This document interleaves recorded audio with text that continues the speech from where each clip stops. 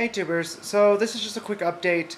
I haven't been around for a while. My computer decided to die Thursday night, so I've been trying to get stuff back since then. Luckily I was able to get most of the information off, all the important stuff, but I don't have all of my editing software back on. I don't have, all of the stuff that I need to do videos, so I've been kind of not around lately. I'm catching up on videos now that everything's back to normal. If you subscribed to me during that time and I wasn't able to say thank you, thank you. My email services that I use are through my other websites, and I didn't have them set up, so it was really difficult to get email, to respond to email. So I'm sorry about that. Okay, so YouTube's been doing this weird thing, and I've noticed it. A couple other people have mentioned it on YouTube, but so I'll watch all the videos in my sub list, and then I will go back and do the view all option, and I will see ones that I've missed. Or, even stranger, is on my Witchy channel, I will show certain videos, and then I will go to one of my other channels, and those videos, there will be different videos by the same people.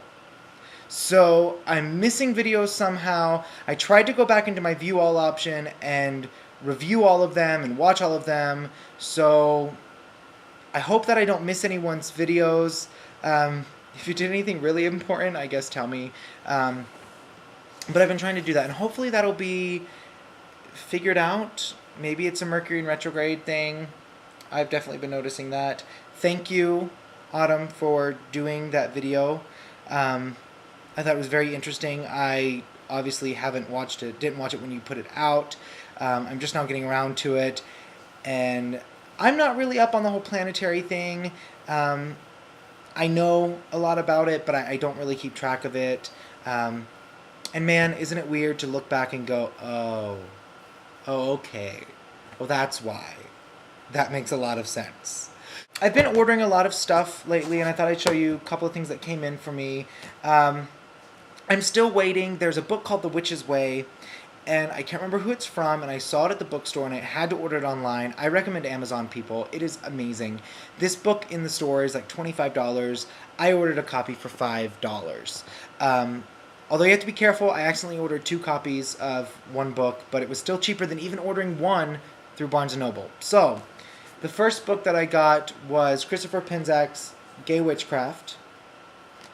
And that's the book that I actually ordered 2 of, and I got them for less than $5 a piece. Brand new copies. I mean, perfect condition. And I was able to, give one of those to my friend, so really made his day, which is really nice. And I really like this book. It's kind of a 101 book. It's not too in-depth. I like the way Christopher Penczak writes in some of his books. But it's something that, especially if you are gay, or you are lesbian, or you are transgendered, or bisexual, I think that it's a really good reference. It's something to have. Like I said, I've read it before, but I bought it just because I feel kind of drawn to support people who are putting literature out there about the LGBT community, especially within the pagan community. The other book I got, also by Christopher Penczak, Sons of the Goddess. And this is a very 101 book. I've read it before. I really like it. He's got some really great stuff in here. But again, also, I got it at such a cheap price, and I'm like, I really want to have that book, because you don't see very many books about men in witchcraft. And if there are others out there, if you have recommendations, please let me know. I would love to read more, especially, like I said, either gay related in witchcraft, LGBTQ related, or male aspects. And the interesting thing about this book that I thought was really funny is it's actually an old library. It's actually an old library book. And I thought it was kind of sad. Like, so you have the cover, and you open the first page, and it says discard on it. I thought that was really sad. I was like, oh. But I guess I kind of saved this book from the trash bin, so I feel really good. Other than that, school's been going really great. The computer crash obviously didn't help that very much. Oh, really exciting news. I'm really happy. So I told you last time I did a video that I made the company. We're doing We're being considered for RDA. It's Regional Dance America. It's an organization for ballet companies who are either pre-professional or smaller companies to get recognition and all this stuff. And basically the process is you must first be recognized as being good enough, and then you are considered, so you must send in a representative, must come and consider you, and they take a video, and your choreography is looked at, and then you are deemed either you are good enough or you are not.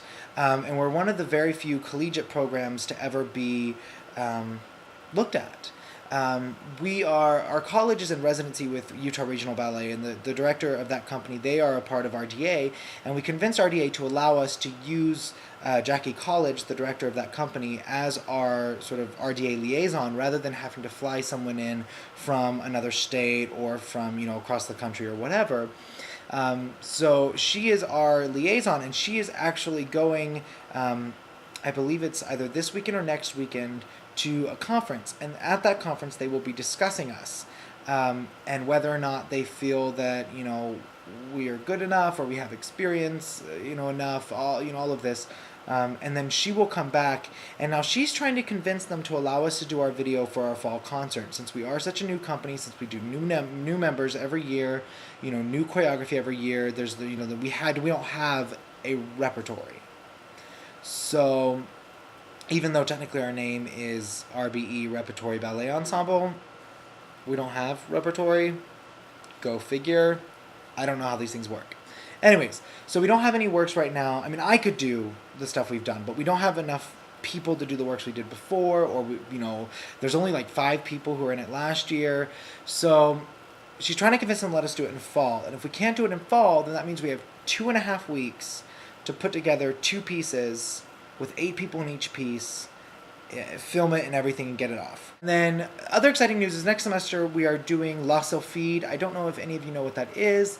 La Sylphide, not Les Sylphides. They're different. La Sylphide is the romantic era of ballet, whereas Les Sylphides marked the beginning of the classical era, or is considered to be the ultimate classical era piece from the classical era of ballet. La Sylphide is the story of, it's a Scottish story of a man who, I don't know exactly, but for some reason decides not to marry the woman that he is supposed to marry that day, and he is sitting in his parlor, and a sylph appears to him, and he falls in love with it, and then he tries to woo this sylph, but like any fae folk, you can't keep them on the ground. They're all over the place.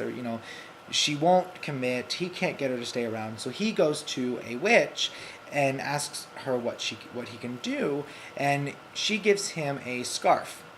And with the scarf, he entangles her in it, and when he does, her wings fall off, she dies, and at the last moment, in his fit of sadness, in the background you see the wedding party of the woman he was supposed to marry, and she has married his best friend. So, extremely sad story. Anyway, so we're doing that next semester. Very excited about that. Huge deal for me. Huge deal. I also have a couple of guest artist work coming up, so I'll be really, really busy. I'm going to try to do videos, and I'll let you know all about that when I find out more information. But anyways, I just thought I'd give you an update, let you know where I've been, and I will see you soon. Until then, bye.